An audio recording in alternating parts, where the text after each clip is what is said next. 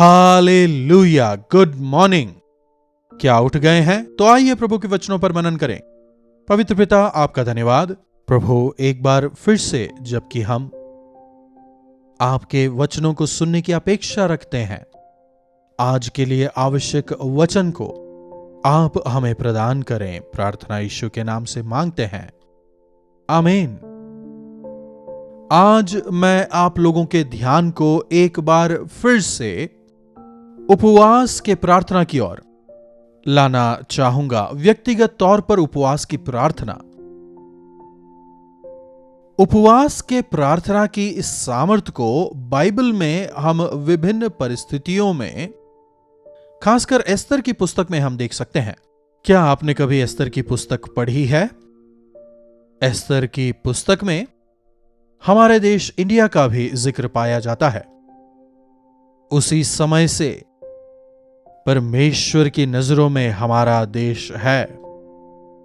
हमारी बाइबलों में एस्तर की पुस्तक पहले अध्याय की पहली आयत से देखिए, हिंदुस्तान से लेकर कूश देश तक 127 प्रांतों पर क्षयर्ष राज्य करता था। 127 प्रांत जो थे विभाजित हुए, इंडिया से लेकर इथियोपिया तक।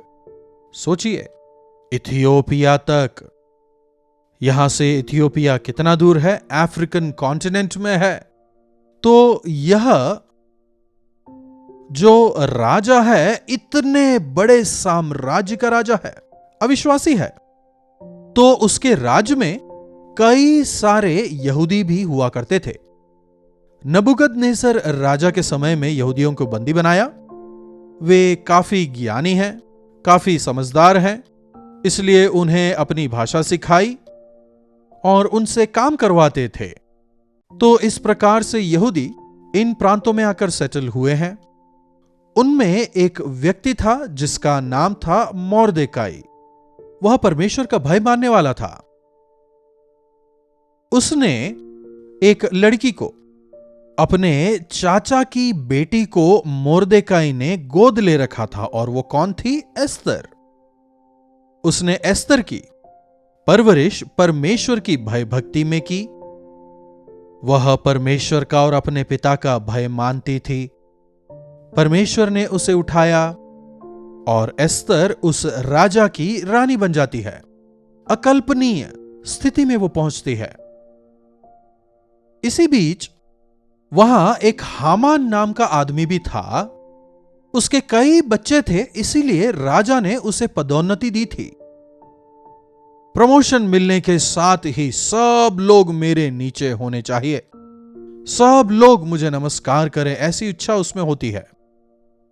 तू अपने परमेश्वर यहोवा के सिवाय किसी के सामने ना झुकना। इस वचन के अनुसार मोर्देकाई, जब सब लोग हामान को खुश करने के लिए उसके पैरों पर दंडवत करते थे, मोर्देकाई जो था, चाहिए तो मैं तुझे सल्यूट कर दूंगा, लेकिन पैरों पर नहीं गिरूंगा। जब मोर्देकाई दृढ़ता से ऐसा कहता है तो हामान को उस पर गुस्सा आता है। खोजने पर पता चलता है यह यहूदी है। अधिकार मनुष्यों को कैसे इंसान से हैवान बना देती है, कैसे घमंडी बना देती है, उन्हीं दिनों में हम वचन में देख सकते हैं। एक यहूदी ने मेरी बात नहीं मानी, इसलिए सारे यहूदियों को खत्म कर देना है। योजना बनाकर, लुभावनी बातें कर राजा को अपने चंगुल में फंसाने का प्रयास करता है, और एक उससे ऑर्डर ले लेता है, फलाने साल के फलाने महीने के फलाने दिन में इन 127 प्रांतों में जितने यहूदी हैं सब मार डाले जाने चाहिए। उनकी जो संपत्तियां हैं वो हथिया ली जाए। ऐसा एक नियम लाता है। अच्छा बनना थोड़ा कठिन होता है, लेकिन बुरा बनना तो कठिन नहीं ना। किसी चीज को बनाना मुश्किल होता है, तोड़ना तो काफी आसान है ना। देना कठिन होता है, लेकिन छीनना तो आसान है ना। सब लोग सहमति दे देते हैं। ऐसा एक नियम आया है। जानते ही मोर्देकाई बैठकर रोना शुरू करता है, क्योंकि यहूदी जाति से ही संसार के मसीहा को आना है। वो अपने प्राणों के लिए नहीं रो रहा था, हम कई बार आत्म करुणा की वजह से रोते हैं या स्वार्थ की वजह से रोते हैं, लेकिन परमेश्वर का नाम दूषित हो रहा है, परमेश्वर का नाम नीचा किया जा रहा है। इसकी वजह से हमें दुखी होना चाहिए। कलीसियाओं में जब हम उपवास की प्रार्थना रखते हैं, केवल अपनी कलीसिया के लिए प्रार्थना करने के लिए नहीं है। संसार की तमाम कलीसियाओं में तमाम विश्वासियों के बीच एक बेधारी आए, इसके लिए प्रार्थना करें।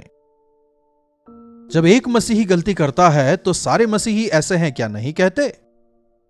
जब एक पास्टर गलती करता है, अरे सभी पास्टर ऐसे ही हैं क्या लोग नहीं कहते? अरे मुझे इससे क्या, ऐसा बिल्कुल ना सोचें।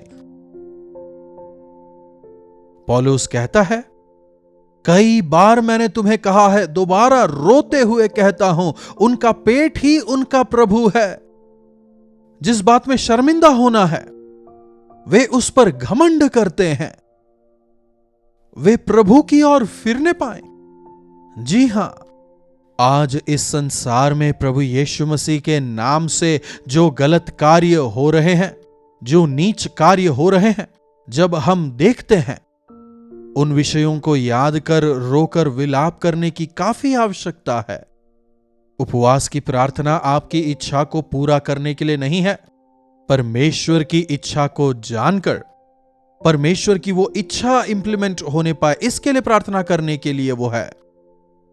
मोर्देकाई विलाप कर रहा होता है और इस समाचार को वो एस्तर तक भी पहुंचाता है। टाट पहनना और राख डालने का मतलब वे काफी दुखी हैं। जब रानी अच्छा भोजन और कपड़ा भेजती है तो मोर्देकाई इस स्थिति से रानी को अवगत कराता है।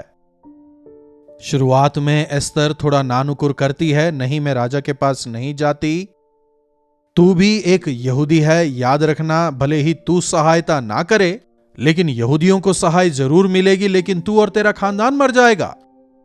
याद रखना, अगर पास वाले घर में आग लगे तो क्या आपका घर प्रभावित नहीं होगा? अरे कहीं कोई नियम आया है कहकर क्या वो नियम आपको प्रभावित नहीं करेगा? संसार के किसी कोने में जब कोई घटना घटती है तो क्या उसके आफ्टर इफेक्ट्स को हम पूरे संसार भर में नहीं देखते? उस देश के बच्चे बिगड़ रहे हैं कहते हैं, तो क्या हमारे बच्चे नहीं बिगड़ रहे? कुछ समय पहले पिछली गली में क्या हो रहा है नहीं पता चलता था, लेकिन आज संसार के किस कोने में क्या हो रहा है छोटा बच्चा भी इंटरनेट की वजह से वह जानता है। इसीलिए हम उसके प्रभाव से बच नहीं सकते। इसीलिए इन दिनों में यदि सुरक्षा चाहिए, यदि हमें और हमारे बच्चों को सुरक्षा चाहिए, तो अत्यावश्यक है कि हम परमेश्वर के पंखों तले अपने आप को सुरक्षित करें। शैतान और उसके कार्यों के विरुद्ध उपवास की प्रार्थना के द्वारा हमें जयवंत होना है। एस्तर कहती है, तुम लोग मेरे लिए 3 दिन उपवास रखकर प्रार्थना करना। कई लोग कहते हैं, पास्टर साहब हमारे लिए उपवास के साथ में प्रार्थना करिएगा। यकीनन प्रभु के सेवकों को प्रार्थना करना चाहिए। शमूएल भविष्यवक्ता कहता है, यदि मैं तुम्हारे लिए प्रार्थना ना करूं तो वो मेरे लिए पाप गिना जाएगा। मैं भी यह विश्वास करता हूं, वचन सुनाना जितना आवश्यक है, वचन सुनने वालों के लिए प्रार्थना करना भी उतना ही आवश्यक है।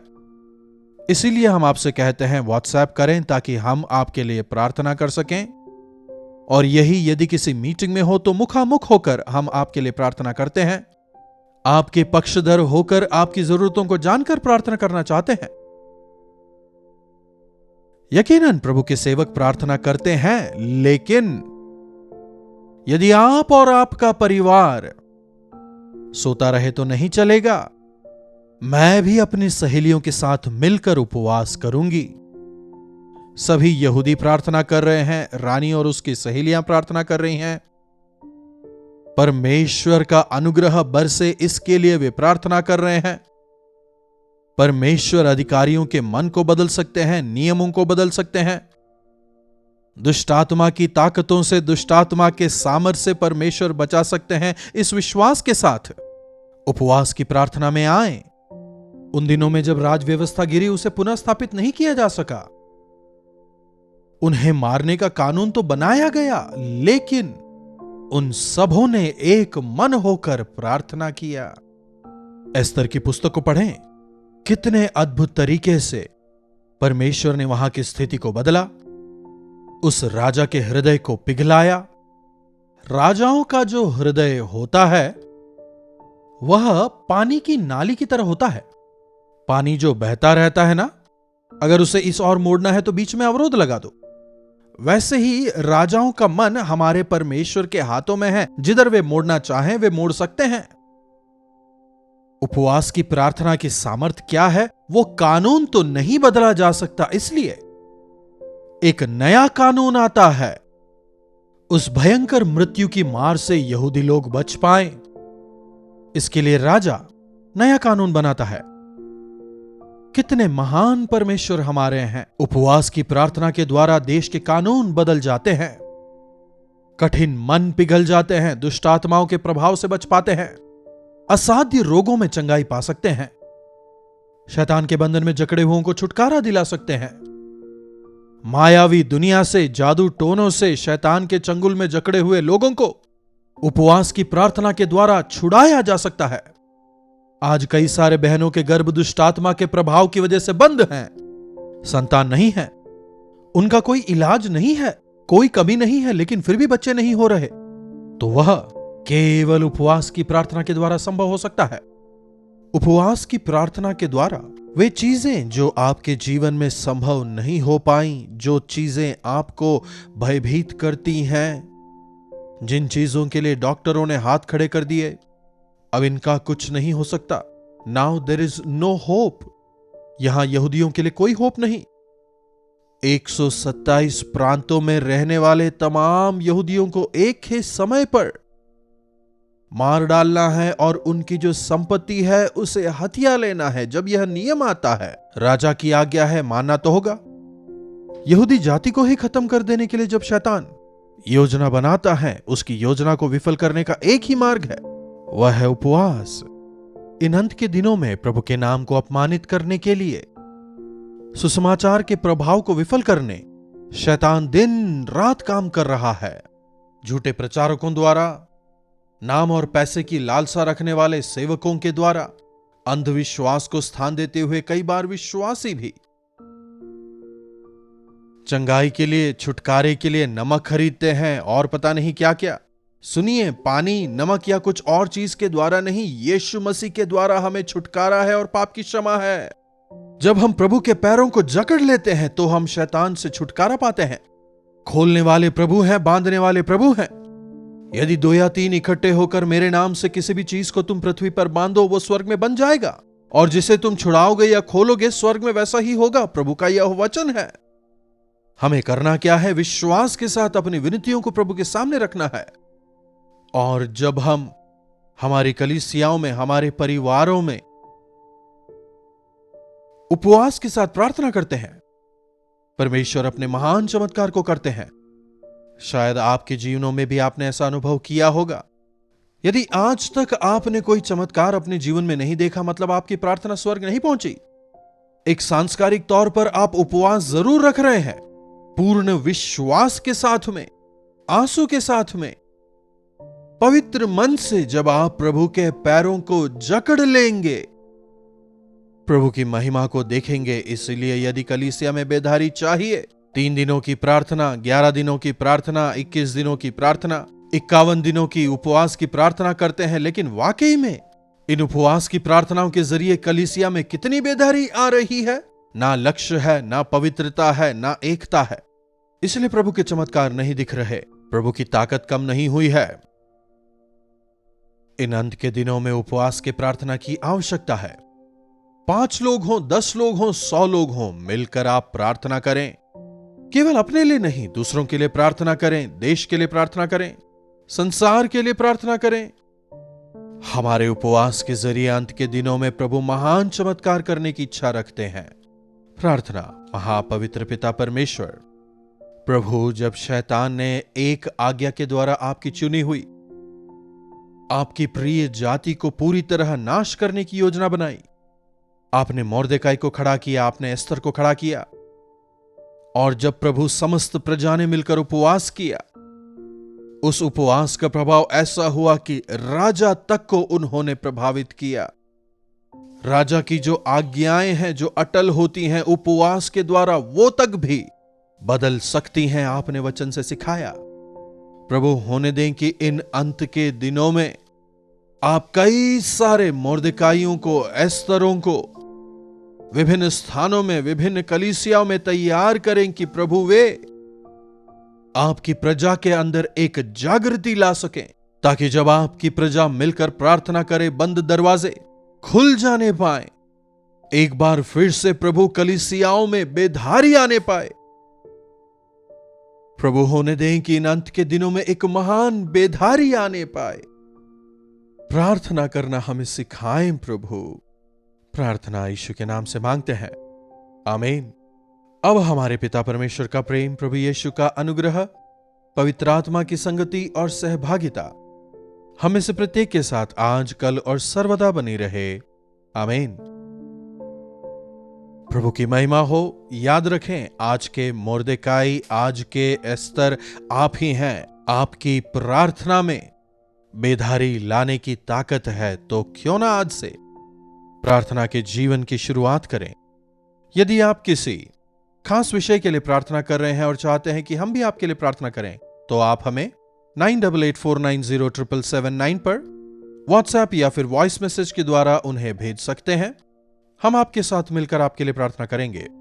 प्रभु अवश्य चमत्कार करेंगे। यदि आपने अब तक चैनल को सब्सक्राइब नहीं किया है तो सब्सक्राइब करें, लाइक और शेयर करना भी ना भूलें।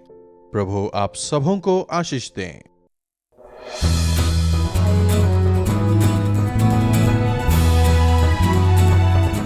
हालेलुया। मुंबई महानगर के हमारी सेवकाई के साथ जुड़े हुए हमारे श्रोताओं के लिए खुशखबरी। प्रभु की इच्छा हुई तो अक्टूबर 30 तारीख को गोरेगांव में और 31 अक्टूबर को धारावी में एक दिन के गेट टुगेदर का हम आयोजन कर रहे हैं। हर रोज दैनिक मनन और टीवी कार्यक्रमों के द्वारा हमसे जुड़ने वाले श्रोताओं के साथ हम सीधे मिलना चाहेंगे, व्यक्तिगत तौर पर आपके लिए प्रार्थना करने। हम चेन्नई से मुंबई आ रहे हैं। मुंबई में चाहे आप कहीं भी रहते हो, आपकी सुविधा के लिए इस बार हम 2 जगहों पर, गोरेगांव ईस्ट में, वैसे ही सायन धारावी में 2 जगहों पर अक्टूबर 30 और अक्टूबर 31 को शाम के 6 बजे से लेकर 10 बजे तक इस 1 डे मीटिंग का आयोजन हम कर रहे हैं। आइए अपने परिवारजनों को, मित्रों को लेकर के आए, परिवार समेत आए। परमेश्वर महान चमत्कारों को हमारे बीच करेंगे, ऐसे विश्वास के साथ आए। हमारी एक एक समस्या का समाधान प्रभु करेंगे, ऐसी एक आशा के साथ में आप अवश्य आए। हम सब मिलकर प्रभु के महान चमत्कार का अनुभव मिलकर करेंगे। अपने निकटतम स्थान पर आप आ सकते हैं, दोनों जगहों पर आ सकते हैं तो और भी बेहतर होगा।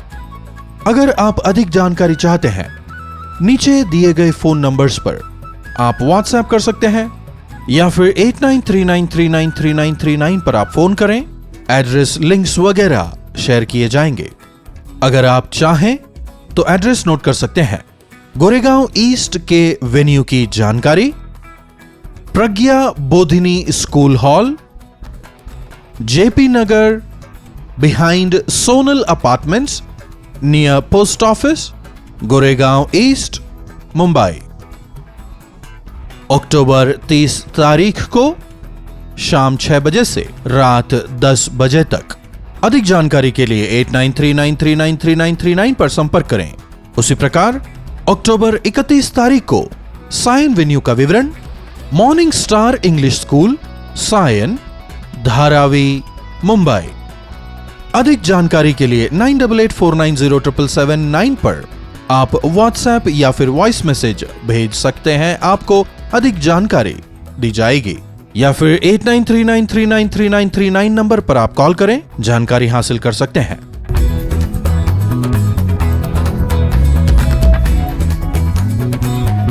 आइए परमेश्वर से चमत्कार की उम्मीद करें।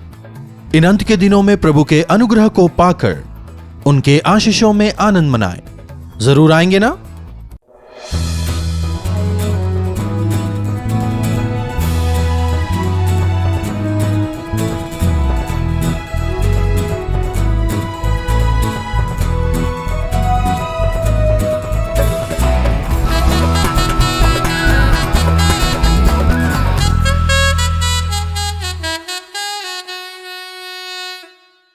कलवरी दर्शन, ये है प्रेम के दर्शन, यीशु प्रेम के दर्शन।